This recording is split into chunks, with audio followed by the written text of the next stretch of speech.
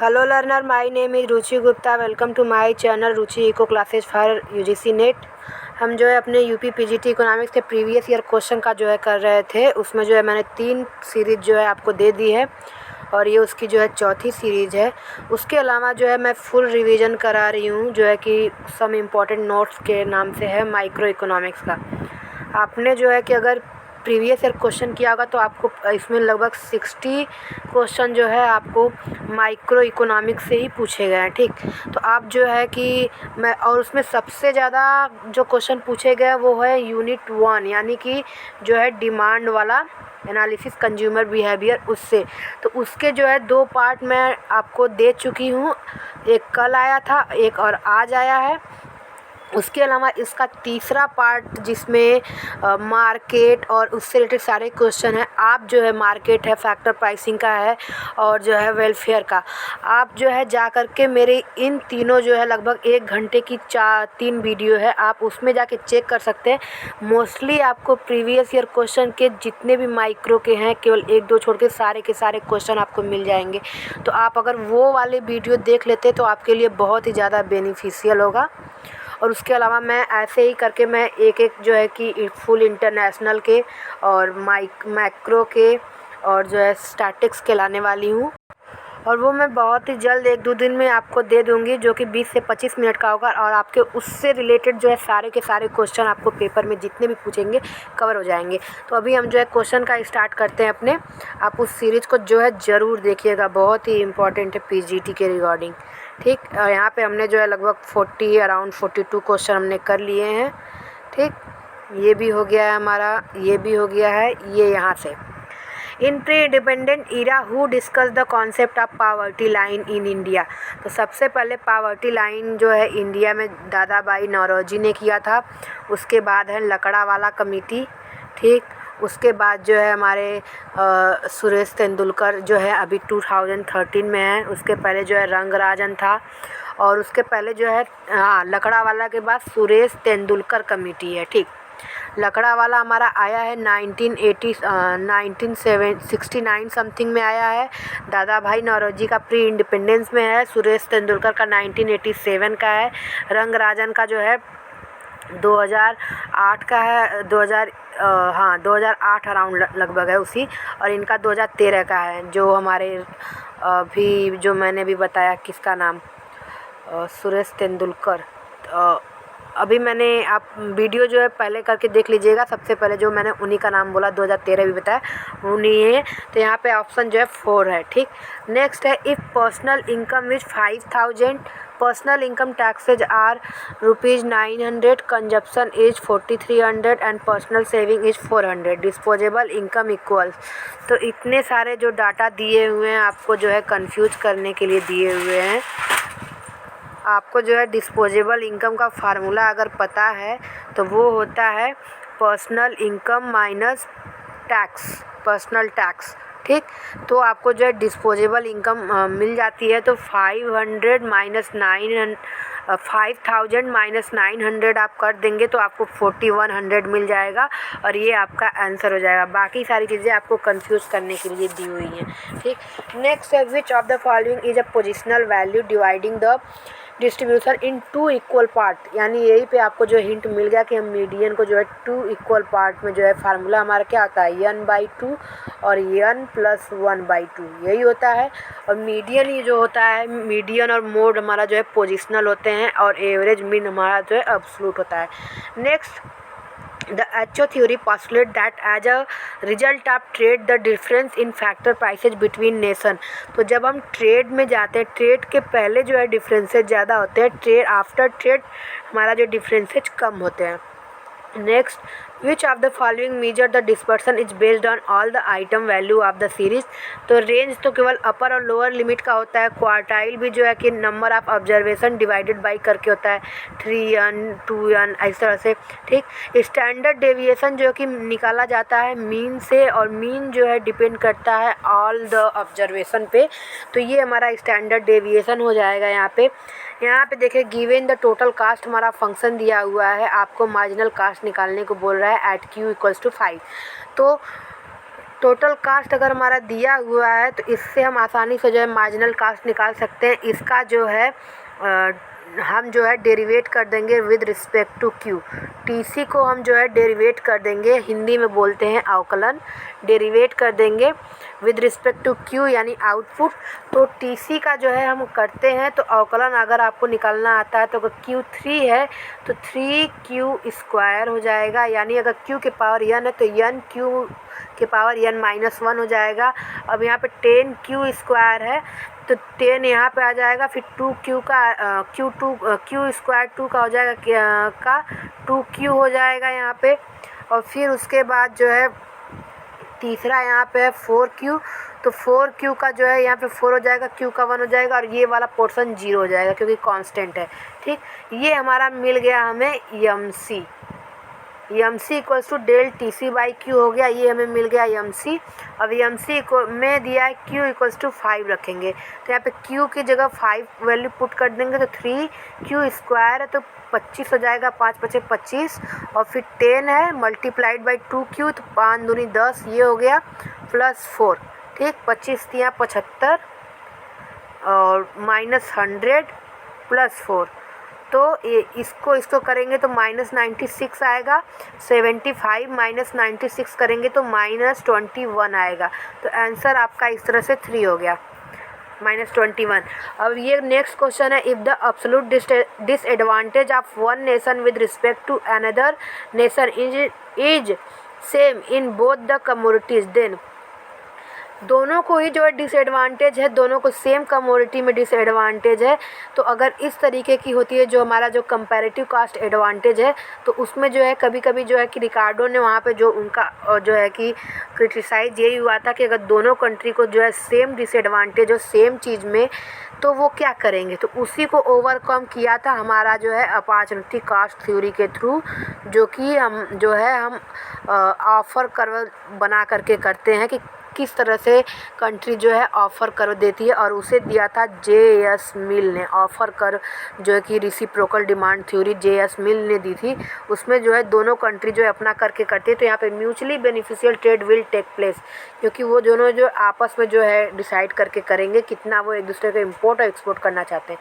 According to Baumol the transaction demand for real cash balance depend upon, तो ये जो है बोथ पे डिपेंड करेगी कि ट्रांजेक्शन डिमांड किस पे होगी, रियल कैश बैलेंस तो both income and interest rate दोनों होता है। ठीक, according to Baumol the transaction demand for real cash balance ये दोनों होता है, लेकिन मैं फिर भी आपको क्लियर करके इसको आपको नेक्स्ट वीडियो में कंफर्म बता दूंगी। यहाँ पे दोनों होता है, केवल इनकम का ट्रांजैक्शन का जो किन्स का होता है वो इनकम पे डिपेंड करता है, बाकी बाउमल का जो है both on income level and interest rate होता है। ठीक, हाँ यही सही है।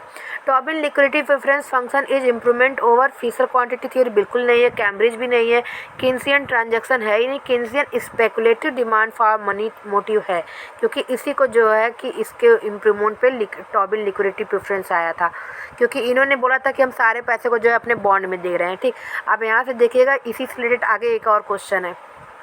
Next, in the Keynesian speculative demand for money the total wealth is held. देखिए तो ये जो है बाकी को जो है अपने प्रिकॉशनरी और जो है ट्रांजैक्शन में जो 3 हैं इनके किन्सियन के, ट्रांजैक्शन, प्रिकॉशनरी और स्पेकुलेटिव, तो 2 को जो है इनकम को टोटल वेल्थ को जो है डिवाइड कर ही लेते हैं जो है अपने इनकम को, और प्रिकॉशनरी को जो है ट्रांजैक्शन पार्ट में और जो है इसमें कर ही लेते हैं। लेकिन यहाँ पे स्पेशली स्पेकुलेटिव पूछा है तो स्पेकुलेटिव को हम बॉन्ड में करते हैं, क्योंकि अगर पूछता किन्सियन किस में रखते हैं तो स्पेकुलेटिव नहीं देता, किन्सियन डिमांड फॉर मनी तो दोनों बताते।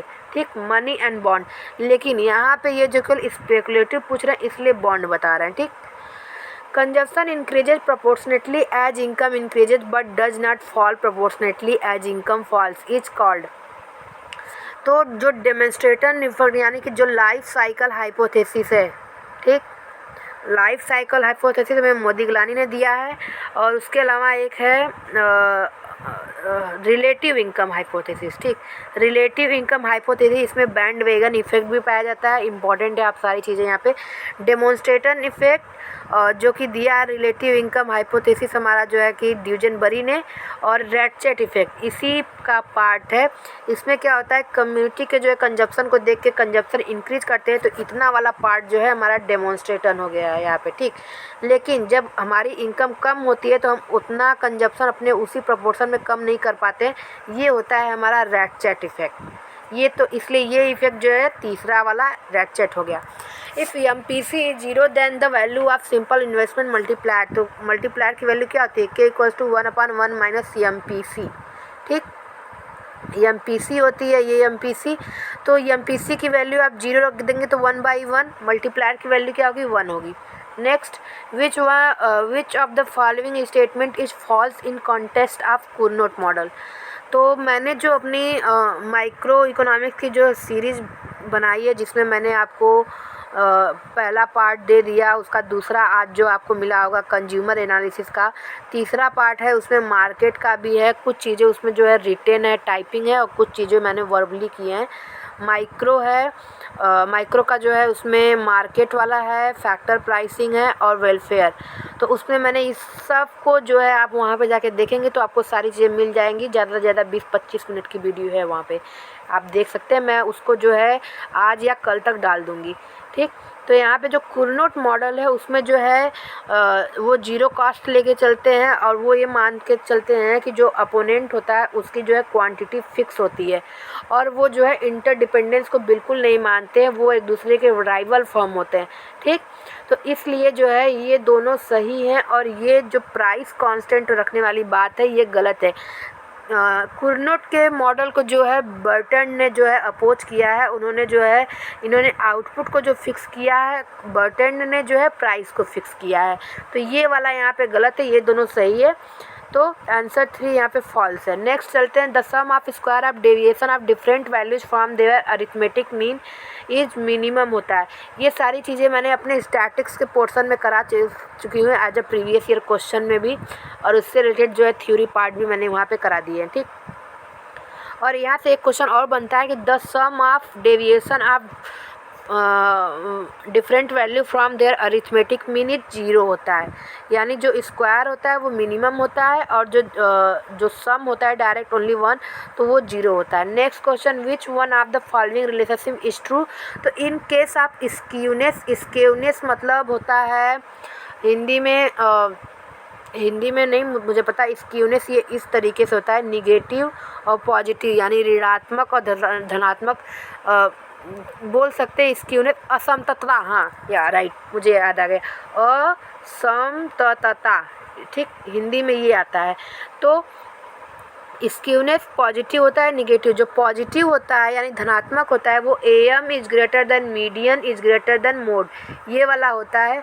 और जब ये निगेटिव होता है यानी ऋणात्मक असमतता, तो median is greater than mode is greater than median is greater than AM, यानी AM सबसे छोटा तब हो जाता है, ठीक।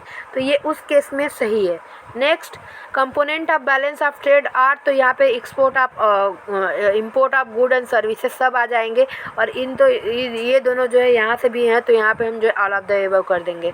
Primary deficit physical deficit minus interest payment, ये वाला फार्मूला होता है, इसका आंसर 3 है। इससे रिलेटेड भी वीडियो मैंने आपको बना रखे हैं, आपके इसमें जो है primary revenue, effective, monetize deficit, वहाँ पे आपको सारे के सारे क्वेश्चन वहाँ पे मिल जाएंगे, ठीक। मैं उन सारे वीडियोज़ के डिस्क्रिप्शन में आपको लिंक में दे दूँगी, लिंक मैं आपको डिस्क्रिप्शन में दे दूँगी, आप वहाँ पे कर लीजिएगा। द शॉर्ट रन सप्लाई करो of the perfectly comparative form, इसका भी मैंने जो है कराया है अपने उस फुल रिवीजन वाले टॉपिक में। यहाँ पे जो है the rising portion of its MC करो, यानी जो यहाँ से ये AC जाता है, ये AC ऐसे जाता है, और ये MC ऐसे जाता है, ठीक। तो ये MC और ये AC, तो मिनिमम पॉइंट ऑफ AC से ऐसे जाता है ना, मिनिमम पॉइंट ऑफ AC, तो यहाँ से जो ये ऊपर से ये जाता है, ये वाला पोर्शन राइजिंग पोर्शन जो है supply curve of perfect competition in short run कहा जाता है, ठीक। तो ये वाला पोर्शन हमारा सही हो जाएगा। The difference between GNP and GDP is net factor income from abroad होता है, इसी को जो है हम GNP कहते हैं, ठीक। और GDP जो होता है इसमें से GDP में हम ये इंक्लूड नहीं करते, केवल डोमेस्टिक का करते हैं। Next, a firm will earn normal profit. देखिए कितना सिंपल सा सवाल है। TR इक्वल्स टू TC जहाँ पे होता है वहाँ पे नॉर्मल प्रॉफिट यानी कि जीरो इकोनॉमिक प्रॉफिट होता है और ये परफेक्ट कंपटीशन में होता है। और जो है कि मोनोपोली में फर्म जो है सुपर नॉर्मल प्रॉफिट अर्न करती है और प्राइस डिटरमाइंड होती है P is greater than MR पे। If the quantity of a commodity demanded remain unchanged as its price changes, the coefficient of price elasticity of demand will be। तो आपको पता है कि जब हमारा जो है वर्टिकल होता है तो इस पे प्राइस चेंज होने पे क्वांटिटी का कोई चेंज नहीं होता, यानी ये परफेक्टली इनइलास्टिक होता है। जब परफेक्टली इनइलास्टिक होती है तो प्राइस इलास्टिसिटी क्या होती है, जीरो, और परफेक्टली इलास्टिक की होती है इन्फिनिटी। ये मैंने आपको जो है कल वीडियो दिया था उसमें बताया है, ठीक। तो यहाँ पे क्या है, ये जीरो आएगा, ठीक। नेक्स्ट है when AC decline the MC। तो जब AC हमारा डिक्लाइन हो ये AC है हमारा, जब हमारा AC डिक्लाइन होता है तो MC हमारा उससे भी ज़्यादा तेज़ी से देखिए डिक्लाइन हो रहा है।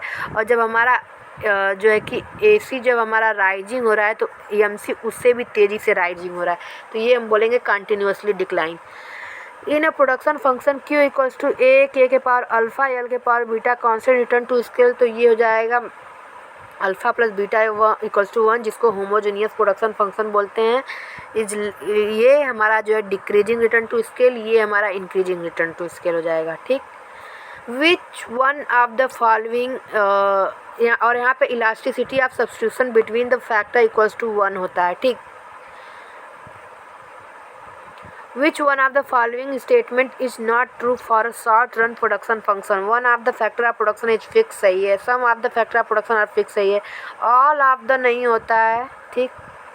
One of the factor of production is variable, ये भी सही है। Price elasticity of demand for rectangular hyperbola curve is. तो प्राइस इलास्टिसिटी पूछा रेक्टेंगुलर हाइपरबोला, तो ये 1 होता है। इस पॉइंट से इस पॉइंट का आप जो है मेजर करेंगे तो यहाँ पे जो है यूनिटी होती है, ठीक। नेक्स्ट करते हैं price elasticity of demand at the mid point of a linear demand curve. तो ये आपका समझ लीजिए डिमांड कर्व हो गया हमारा इस तरह। यहाँ पे इन्फिनिटी होती है, यहाँ पे 0 होता है, यहाँ पे 1 होता है, यहाँ पे ग्रेटर देन 1 होता है, यहाँ पे लेस देन 1 होता है। और ये मिड पॉइंट का पूछ रहा है तो ये इक्वल्स टू यूनिटी हो जाएगा, ठीक। तो इस डायग्राम में आपको जो है सारे के सारे आपके इलास्टिसिटी से रिलेटेड है।